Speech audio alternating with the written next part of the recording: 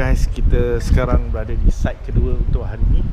So kita check apa masalah kitchen hood diorang. Let's go. Video, so hari ni kita masih lagi berada dekat Johor Bahru. Dan untuk site seterusnya kita akan pergi ke Mutiara Rini. So kita ada satu case hood tak hidup. So jadi kita akan cubalah untuk baiki lah. So jangan lupa follow dan subscribe, dan enjoy the rest of the video. Switch kat jauh. Buka. Nak buka.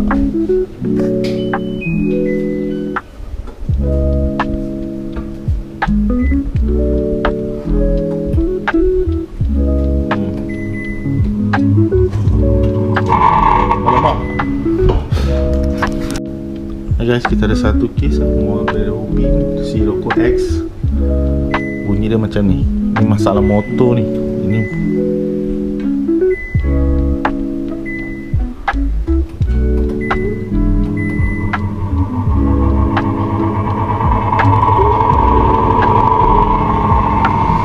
so kita rasa motor ni, kita check motor.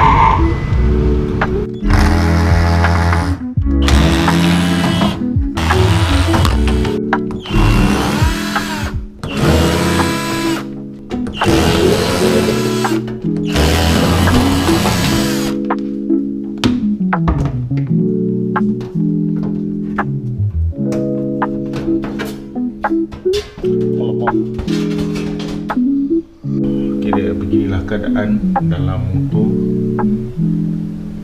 Kita akan repair motor, lepas kita akan servis sekali lah, insyaAllah. Kalau tak kita cuci belanja.